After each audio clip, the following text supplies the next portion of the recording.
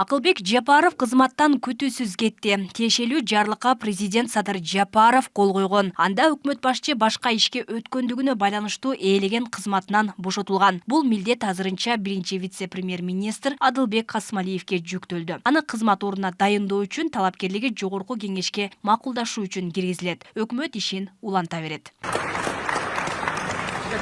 Өзгөчө өлкө экономикасын арттырууга басым жасаган Акылбек Жапаров министрлер кабинетине төрага болуп 2021 жылы келген. Ал учурда бар күчүн жумшай турганын убадылаган. Ал өкмөттү башкарган 3 жылда экономика, салык реформалары менен эл эсинде калды. Анткени өлкөдөгү ири базарлардагы соодагерлер салык саясатына нааразы болуп, митингге дагы чыгып турушкан. Şimdi кабыл алганы келдим да бу жерде.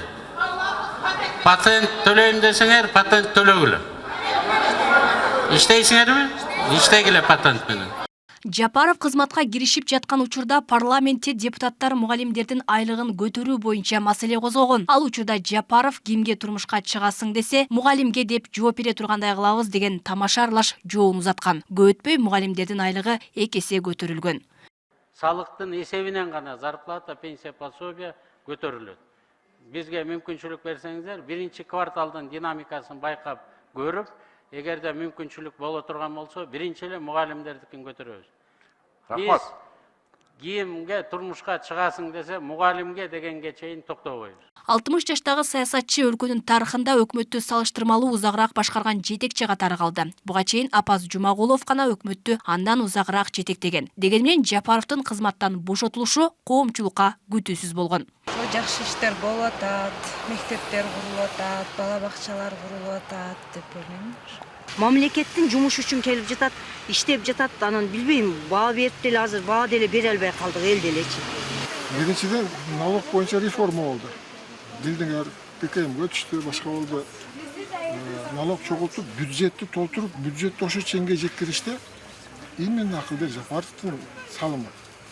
Мисалы үчүн барып башка жетекчилер андай кылбайт. Ошол Акылбек Жапаровдун жетектөөсү менен ошого барышты. Менче ал аябай экономикалык жактан билим аябай терең, тажрыйбалуу, анан башка мамлекеттерге дагы абройлуу, жакшы жетекчи эле. Жакшы эле иштеди. Ал орунда эле калыш керек болчу. Менин пикирим дагы ошодой.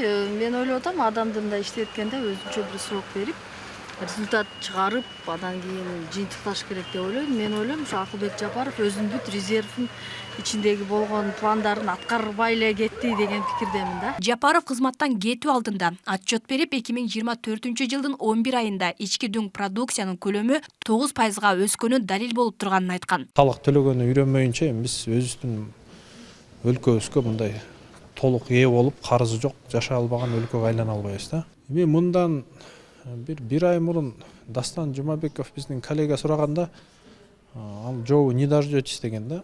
Бирок акыркы окуя бул жанагы салык башчылар боюнча жаңылык чыкты, жана 3 миллиард 200 миллион сом схемалар аркылуу урдалып кетти деп. Мен жеке оюм мүмкүн ошо схемаларга тиешелүү кызматтан кетти деп ойлойм да. Анткени башка себебин деле көрбөй элемин чындыгында. Баягы бизге эл тапшырма берет да, муну салып бергиле деп, ошолдун баары канаттандырып салынып атса, анан кийин баа бересиң да.